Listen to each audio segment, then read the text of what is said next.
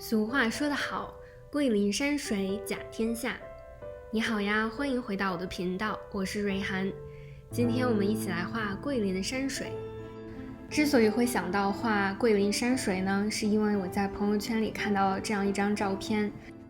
发照片的小伙伴说他是去阳朔玩了一圈。其实当时我也没有多想，我就是单纯的觉得这一张照片特别的美，也特别适合我用来画水彩画，所以我就把它存了下来。结果等到我把画画好了之后发给爸妈看，他们却异口同声地说桂林山水甲天下。我这才反应过来，是不是阳朔是广西桂林那附近的一个地方。后面我去一查才发现，桂林山水实际上是对桂林旅游资源的总称。搜索引擎里所有联想的照片也都跟这张照片的风格出奇的一致，所以我觉得把这张照片上的风景归类为桂林山水应该是比较合理的。再来看看我们水彩画的进展吧。我首先已经刷过了一层水，之后再用淡淡的蓝青色画出天空和水面。今天我用的水彩是 Winsor & Newton 的Professional Grade Half Pan。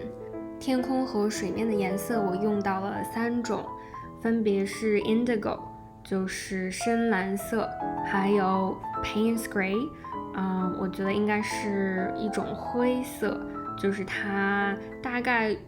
浅涂的话有一种蓝色调在里面，还有一个是 Indenthmore Blue， 是有一点点灰色调的蓝色。后面画几层的山我也都是用这3种色调混合出来的，区别就在于可能颜色比例有一点点细微的差别，再就是加的水量不同，得出来颜色的深浅也就不一样。我是想在蓝色调里加入灰色来体现桂林山水的朦胧感。天空和水面的颜色都干了之后呢，就可以开始画后面的远山了。有了上次画火箭的经历之后呢，我这次特地准备了一个小卡片，来确认我混合的颜色是跟我预期一样，这样能确保呢颜色都是我想要的颜色。我仔细的观察了一下我的参考照片，上面的远山呢是层峦叠嶂，前后层次感非常丰富的，但是我现在不能绘出那么丰富层次的一个感觉，所以我就准备把它做3层的山。其实也不是3层的山了，就是最远处我画2层，不同远近的山，也用颜色的不同深浅来代表，然后最前面再加一层绿一点的灰蓝色，这样的话可以来画近处的植物。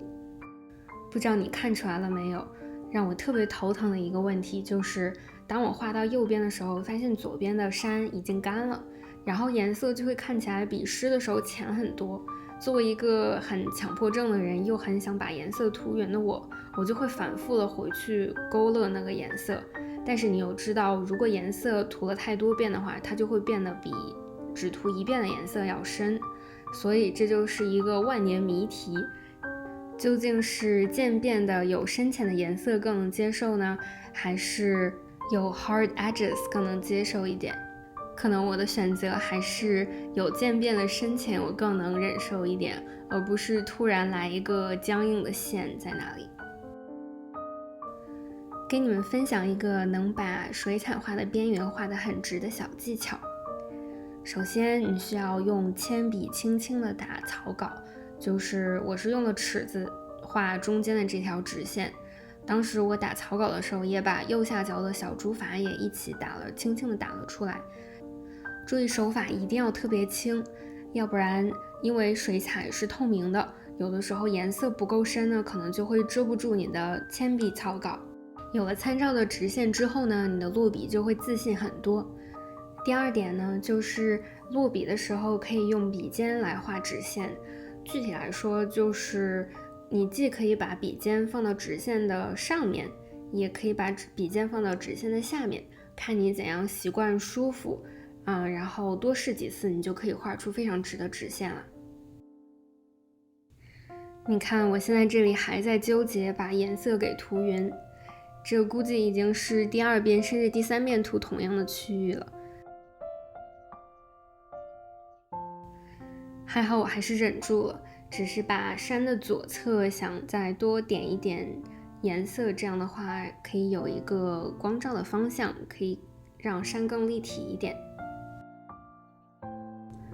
现在上面第1层的远山已经画完了，现在我们就用相同的颜色来画水里的它的倒影。通过仔细观察我的参考图片，我发现这个倒影的上半部分，也就是更靠近山根的部分，它是更结实一点的，并没有水的小细纹。但是靠近主法这边，靠近下边的这些倒影，山的倒影是有这种横的小细纹，所以我就把它分了2部分，下边用很多细细的小水纹、小横线来体现水波，上面就直接大笔一挥，粗糙带过。哦对，当时我选择这张照片作为我这次创作的主题呢，是因为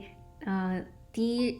我很想尝试一个中国风的一个主题，而且我觉得这个画的难易程度呢，是我现在稍微挑战一下是可以完成的。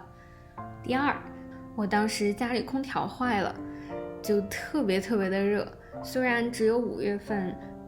但是我现在在的这个小城市5月份已经闷热的让我难以忍受，尤其是在没什么风还经常下雨的那种季节，所以我当时第一眼看到这张照片就觉得特别的清凉，我觉得一定是在一个炎热的周之内我能完成的一个作品。这个故事的后续呢，就是我后面请了一个空调师傅过来修了2、3次，终于把空调修好了，也花了我$500大洋，大约也是非常肉疼了，但好歹是暂时修好了。屋漏偏逢连夜雨呀，这边刚刚把空调花了重金折腾了前后将近1个月，终于修好了。后面非常意外的车玻璃，就是车的前风挡玻璃被路上小石子砸出了一道有20-30厘米长的细密的小口子，正的就在驾驶室的前面。不过还好，庆幸的一点就是我问了一圈，这边可以有师傅上门来给你修车玻璃的，换玻璃，所以在肉疼之余呢，感觉还是有一点庆幸。我当时想开这个频道呢，其中一部分原因也是想记录一下我现在在美国疫情期间的生活。修空调和换车玻璃也算是一些小轶事，分享给你。如果有什么关于在美国的生活、学习各方面的任何事情，你感兴趣的话，在评论区留言告诉我哦，说不定下一期节目就有你最关心的问题。再来看看我们的水彩画，第2层的远山现在已经进入到第2遍涂色的阶段了。我这次用的还是相同的3种蓝、深蓝还有深灰色这3种色的混合，只是我把颜色调得很深，就是水用相同多的情况下，我把颜料加得更多一点，这样颜色就会明显的比后面深很多。我还特地在最上面光滑的山坡上加了一些不规则的小凸起，来模仿真正山峰的形状。水纹呢，我也用的是相同的手法，就是上面用粗粗的线条勾勒，下面用细细的小横线来代表水波。最后呢，我还不满意上面的小凸起的颜色明显比本身山峰的颜色要深很多，所以我又加涂了一遍颜色，让它们颜色更均匀。第2层山峰干了之后呢，就可以画前面的绿植了。这次绿色呢，我混合了不同的颜色。首先我先用了2种不同的绿，一种是 Hooker's Green， 还有一种是 Winsor Green。这2种绿色呢，暖度不一样。混合完之后，我发现它们很亮，所以我又加入了一点 Burnt Amber， 就是熟褐色这种颜色。让颜色稍微暗淡一点，更像现实中的颜色一点。之后呢，我又加入了 indigo， 就是深蓝色混合出这种深绿色的效果。我在画前面的绿植的时候，发现后面的山的颜色有一点太深了，因为水彩是透明的，所以就盖不住后面的深色。索性我就放弃了，就是通过把轮廓画得稍微高一点来体现这个是绿植吧。参考照片里面的绿植，它的顶部是有一种毛茸茸的朦胧感。为了体现这种朦胧感，具体呢，我就是笔刷给竖起来，用它的尖尖来画出一些像小草一样的那种形状。而且前面这些绿色也是有深有浅的。如果我要是能重新画一次的话，我肯定会重新控制一下后面的颜色深浅，这样的话把前面的深绿色能盖得住后面的深蓝色，能体现出绿色的深深和浅浅，那样就更有层次感了。画完了上部的绿植，现在我们来画它的倒影。跟画山的倒影类似，上部分我就用水比较多的饱满的笔刷来刷出一个相对比较结实的倒影。下半部分呢，我用了一个相对特别一点的手法，就是 dry brush technique，就是把你的笔刷在刷完上部分还带着颜色的时候，用厨房纸把刷子上面的水分给吸干，这样的话刷子上面就只剩一些颜料了。干刷子画法还可以画一些比如海浪呀，或者是小花小草那种有星星点点的痕迹的那种的图案。现在我们就进入到了最后一部分，也是我认为整幅画最具有挑战性的一部分，画竹排。我现在觉得一切需要体现它立体感的那种东西都很难画，就比如这个竹排，既有竹子本身的土棕色或者是黄色，也有阴影和长期使用带来的这种黑棕色的污迹，然后怎么把这个阴影给画的像是它长在这个竹子上就很难。其实整个过程我花了非常长的时间把这一小部分给画好，你现在看到的是用20倍速快进的效果。画这个竹排，我觉得这次最成功的一点就是在我开始混合了黑和黄之后，我发现这两个颜色差别很大，就是有一个清晰的界限。但我后面用加水重新涂了一层黑色之后，就觉得自然多了。最后我又加了一些小细节，比如说竹排左侧的水波，还有竹排上的绳子，比如钢丝，还有绳子下面的阴影啊，这些小细节让整体立体了很多。画到这儿不得不感叹一句，当一个好的画师真是需要有对生活细致入微的洞察力。哈哈，接下来就是非常爽的撕美纹纸的过程。